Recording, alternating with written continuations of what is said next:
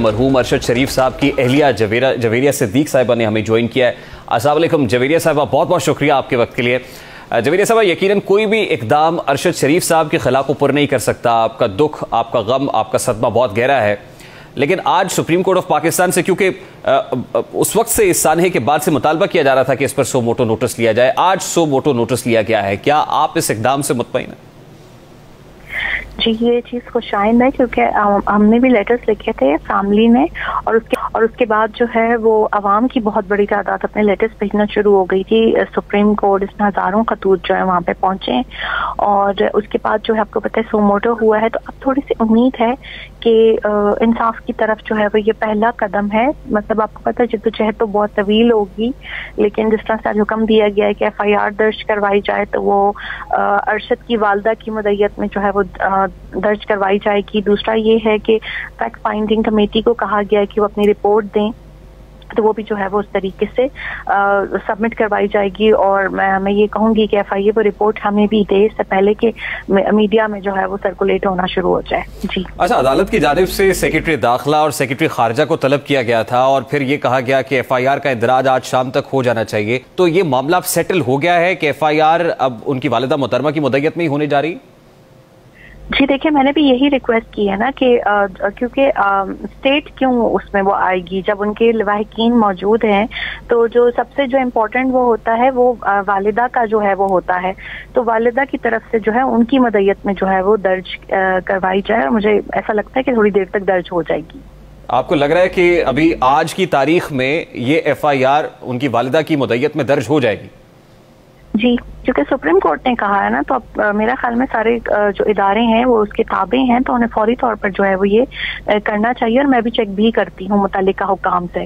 ٹھیک. اچھا, دوسری امپورٹنٹ بات یہ ہے کہ تحقیقاتی جو کمیٹی کی فائنڈنگز ہیں وہ عدالت میں جمع کرانے کا کہا گیا, اور پھر آپ نے بھی کہا کہ یہ پہلے آپ کے ساتھ شیئر ہونی چاہیے. تو ابھی تک جب سے وزیر اعظم کی ہدایت پر یہ کمیٹی کانسٹیٹیوٹ بھی ہوئی, اور پھر کمیٹی کینیا بھی گئی, دبئی بھی گئی, وہاں سے بھی تحقیقات کی گئی, جو ایویڈنسز ہے وہ اکٹھے کرنے کی کوشش کی گئی, تو کسی مقام پر کسی موقع پر آپ کے ساتھ کوئی انفارمیشن شیئرنگ نہیں ہوئی ابھی تک؟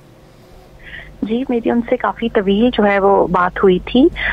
کچھ چیزیں انہوں نے مجھ سے پوچھنی تھیں اور کچھ میں نے ان سے پوچھنی تھیں, تو ہماری اس حوالے سے کافی جو ہے وہ ڈسکشن ہوئی تھی, اور وہ میرے خیال میں اس فیکٹ فائنڈنگ رپورٹ کا حصہ ہوگی. اور میرے بھی کچھ کنسرنس تھے جو کہ میں نے ان سے پوچھے تھے, تو انہوں نے مجھے اس کا جواب دیا تھا. اور اب میں یہ چاہتی ہوں کہ جو انہوں نے مکمل وہ جو فائنڈنگ کی ہے وہ ہمیں بتائی جائے کہ باقی سب کا کیا اس پہ موقف ہے. ٹھیک, یعنی وہ جو مکمل رپورٹ ہے وہ بھی عدالت کے توسط سے ہی آپ تک پہنچے گی, وہ ابھی تک آپ کے ساتھ شیئر نہیں ہوئی؟ جی. تو پوسٹ مارٹم رپورٹ پر بھی عدالت نے کچھ ریزرویشنز کا اظہار کیا ہے, آپ نے بھی کوئی ایسی چیزیں شیئر کی یا ارادہ رکھتی ہیں عدالت بلائے گی تو جائیں گی؟ دیکھیے, وکلاء جو ہے وہ ریپرزینٹ کریں گے, میں عدت میں ہوں, لیکن اگر بلایا تو پھر میں جاؤں گی آف کورس, اور میرے جو سارے کنسرنز ہیں وہ میرے وکلاء جو ہے وہ پیش کریں گے وہاں پہ. جو پوسٹ مارٹم رپورٹ ہے نا, وہ دونوں میں تضاد ہے. ایک رپورٹ کہتی ہے کہ ان پر تشدد نہیں ہوا, دوسری رپورٹ کہتی ہے ان پہ تشدد ہوا ہے. تو یہ جو چیزیں ہیں, اب قانون نافذ کرنے والے ادارے اور جو ہمارے اپنے انصاف والے ادارے ہمیں بتائیں گے کس طریقے سے وہ چیزوں کو ٹیک اپ کریں گے, کیونکہ آج ایک کمپلیٹ رپورٹ نے مجھے دوبارہ دی ہے, پہلے انہوں نے آدھی رپورٹ دی تھی. تو وہ جو ڈاکٹرز دیکھیں گے اس کے بعد ہی وہ بتائیں گے کہ اس رپورٹ میں اور مزید کیا لکھا ہوا ہے, کیونکہ میڈیکل ٹرمز یا ٹرمینالوجی آپ کو ڈاکٹر ہی بہتر بتا سکتا ہے. اچھا جویریہ صاحب, اس سارے سانحے کے بعد بہت سارے سوالات نے جنم لیا, اور انفارچونیٹلی بہت سارے سوالات ایسے ہیں جو بھی جواب طلب ہیں, معمہ بن کر رہ گئے ہیں. بہت تاخیر سے ہی صحیح, لیکن یہ سو موٹو ہوا ہے. تاخیر سے آپ کو لگتا ہے کہ سوالات کا جواب الٹیمیٹلی مل پائے گا اس فورم سے, یا کچھ سوالات ڈیلے کی وجہ سے سوالات ہی رہیں گے؟ دیکھیے, اس مقدمے کے دو محرکات ہیں, ایک ہیں پاکستان میں اور ایک ہیں کینیا میں, اور ان دونوں کے اوپر جو ہے وہ کام ہونا چاہیے کہ ان پہ ایف آئی آرز کس نے کرائیں, ان کو ہراساں کون کر رہا تھا, کینیا میں کس نے یہ سارا پلان کیا اور کس نے اس کو ایگزیکیوٹ کیا. تو ان دونوں اسپیکٹس پہ کام ہونے کی ضرورت ہے. لیکن جو وزارت خارجہ ہے ان کی طرف سے کیا کہا گیا اب تک کینیا کی حکومت کو؟ کیا انہوں نے کہا ہے کہ وہ قاتل ہمارے حوالے کیے جائیں پولیس والے؟ کیا انہوں نے کہا ہے کہ انٹرپول کے ذریعے سے ہم انہیں لے کے آئیں گے؟ کیا انہوں نے کہا ہے کہ ان کے خلاف کارروائی کر کے مقدمہ چلایا جائے اور ارشد شریف کو انصاف دیا جائے؟ اور ایسا کیوں کیا انہوں نے کہ پاکستانی سٹیزن اور پاکستان کے اتنے بڑے صحافی کو اس طریقے سے انہوں نے بہیمانہ طور پر قتل کیا؟ मुझे तो नहीं लगता कि ऐसी कोई खतो किताबत इन दोनों मुल्कों के दरमियान हुई है।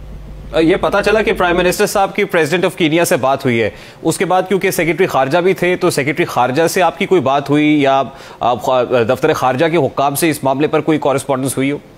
दफ्तर खारजा से और वजारत ये जो आपकी है, ये जो दाखिला, इसमें से किसी ने भी मुझसे रब्ता नहीं किया आज की तारीख तक। अच्छा, ये this is something very alarming.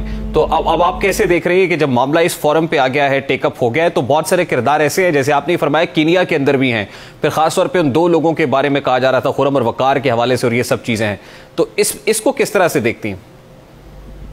देखिए, इस केस में मैंने ये देखा, क्योंकि मैं टीवी नहीं देख पा रही थी और मैं अभी भी बहुत ज्यादा ग्रीफ में हूँ कि बहुत सी नई नई चीजें भी सामने आ रही हैं, ठीक है, और मैं सिर्फ खामोशी से इसलिए देख रही होती हूँ कि ये आया कि ये चीज ठीक भी है या नहीं ठीक है, क्या कहीं ये लोग अटेंशन सीकिंग के लिए, या एक होता है ना आप लोग अपनी उसके लिए भी आ जाते हैं शोहरत के लिए, कहीं इस तरीके से तो नहीं कर रहे। तो अब चूंकि मैं अपने वकला से मशवरा करती हूँ तो मैं उनसे कहती हूँ कि मुख्तलिफ चीजों को आप देखें। ठीक, और इस तरह के इम्कानात को यकीनन एलिमिनेट तो नहीं किया जा सकता, इन्वेस्टिगेशंस में ये भी बड़ी इंपॉर्टेंट है। एट दिस स्टेज हम ये तो नहीं कह सकते कि इसको एलिमिनेट कर दिया जाए, या इस तरफ कोई शक व शुबा नहीं है?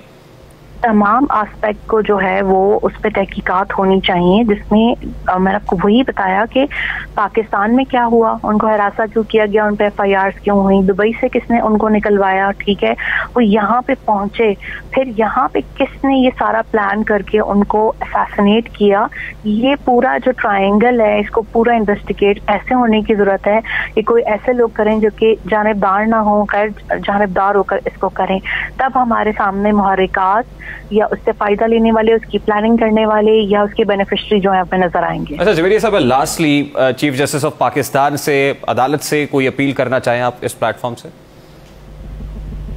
जी, मेरी सुप्रीम कोर्ट से ही गुजारिश है कि मेरे शौहर को जो है वो इंसाफ दिया जाए और हमें इंसाफ दिया जाए। हमें बहुत तंग किया गया है, बेदगी में, इद्दत में आपको ये चीजें करनी पड़ रही होती हैं। क्या ही अच्छा हो कि अपनी मुल्क की बेटियों को, बहनों को इस तरह के अजियतनाक उससे ना गुजारा जाए और उन्हें वक्त पे इंसाफ दिया जाए, वक्त पे जो है उन्हें रिपोर्ट्स दे दी जाएं। एक पोस्टमार्टम की रिपोर्ट अगर 3-3 हफ्ते 4-4 हफ्ते बाद मिलती है तो आप खुद बेहतर सोच सकते हैं चीज़ों को।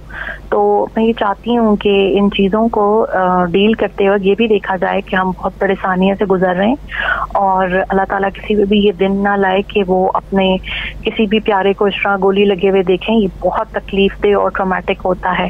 तो चीज़ों को इस तरीके से मीडिया को और तमाम इदारों को डील करना चाहिए कि हम बहुत ज़्यादा तकलीफ में और हमें अजियत ना दी जाए किसी भी चीज़। हमारी दुआ है कि अल्लाह ताला आपको और आपके अहले खाना को सब्र अता फरमाए और फिर इंसाफ की फराहमी भी मुमकिन हो सके। बहुत बहुत शुक्रिया। जवेरिया सिद्दीक साहिबा हमारे साथ मौजूद थी और अभी ये खबर आ रही है कि अरशद शरीफ कत्ल केस का मुकदमा थाना रमना में दर्ज कर लिया गया है और 3 अफराद को इस केस में नामजद भी किया गया है। जो 3 अफराद जिनको नामजद किया गया है उनमें वकार अहमद है, खुरम अहमद और तारिक अहमद वसी हैं। यूट्यूब पर गूगली टीवी देखने के लिए youtube.com की सर्च बार में गूगली टीवी टाइप करें। गूगली टीवी के पेज पर सुर्ख रंग के सब्सक्रिप्शन वाले बटन पर क्लिक करना ना भूलिए। यूट्यूब पर अपलोड होने वाली वीडियो से बाखबर रहने के लिए बेल आइकॉन पर क्लिक कीजिए। आपको हर नई आने वाली वीडियो के बारे में नोटिफिकेशन मौसूल हो जाएगा।